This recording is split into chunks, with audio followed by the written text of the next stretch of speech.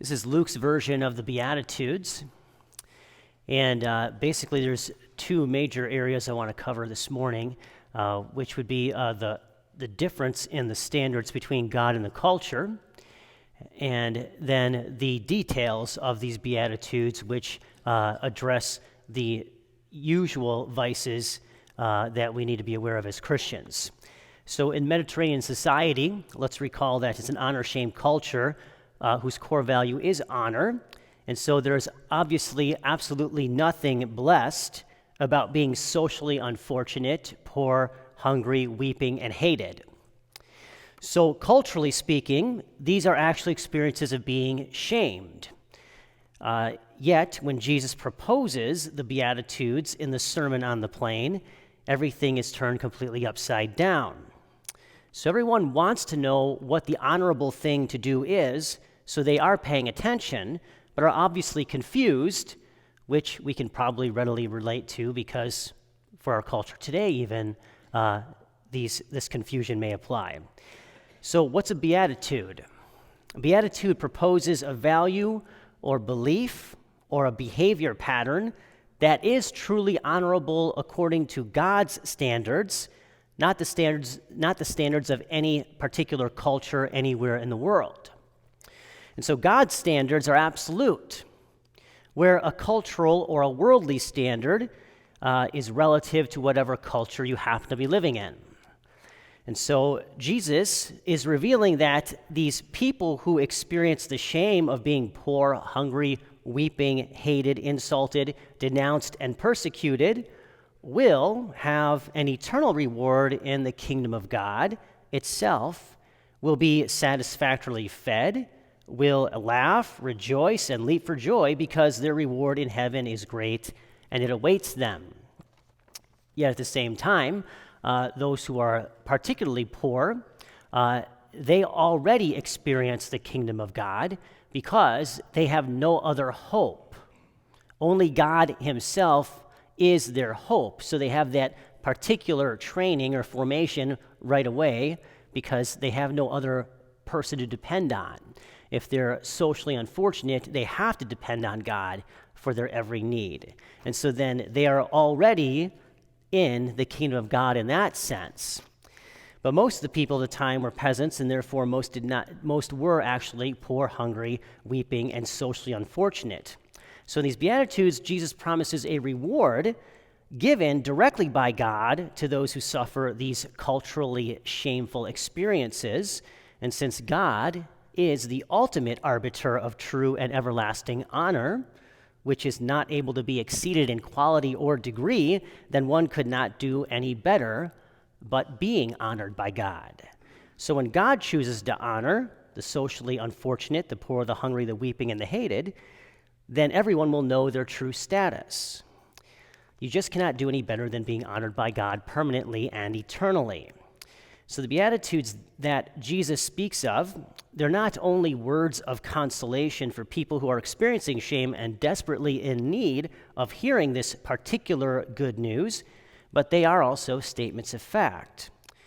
Their shame is only relative to the culture, will not last forever, is noticed by God himself, and earns a great and everlasting eternal reward in the kingdom of heaven.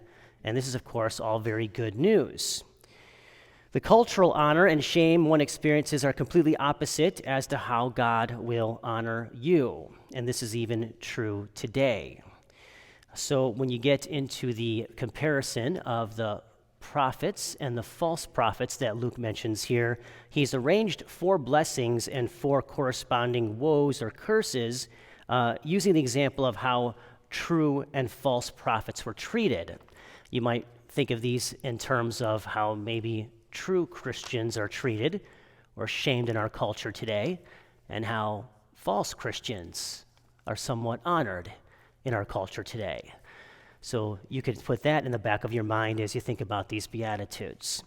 So ultimately, however, these Beatitudes are references to the behavior that leads to eternal blessedness and holiness.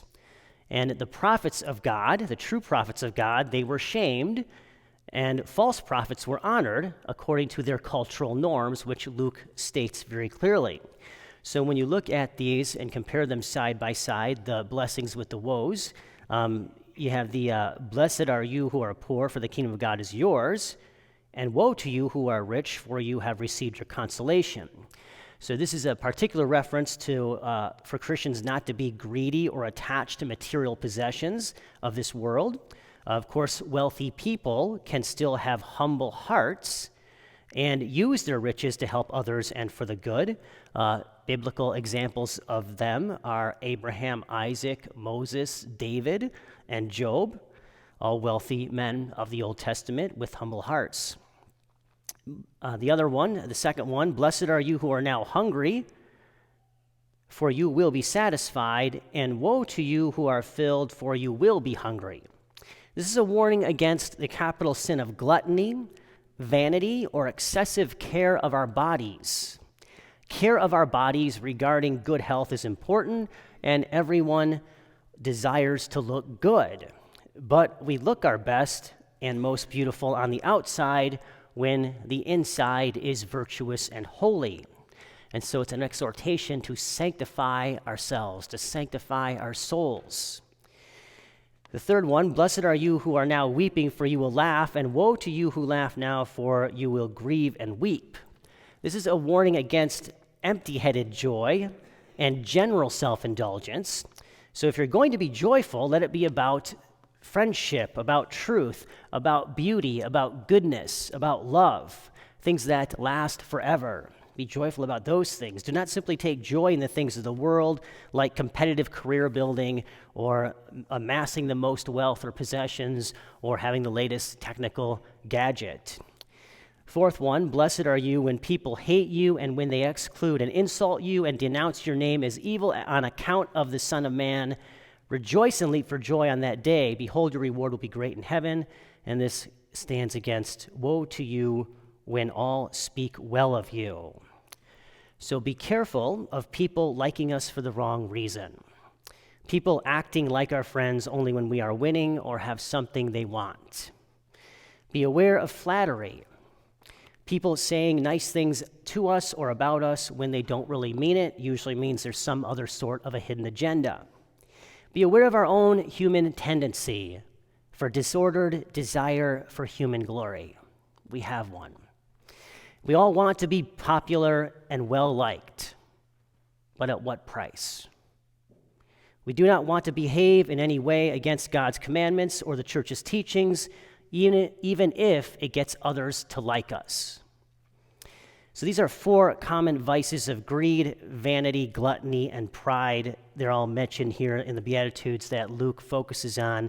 And they're all areas that Christians need to continually guard against at all times. The coupling reflects the good and evil use of the things of the world. The gospel passage brings our attention then to the things that last forever: love, knowledge, wisdom, goodness, virtue, holiness.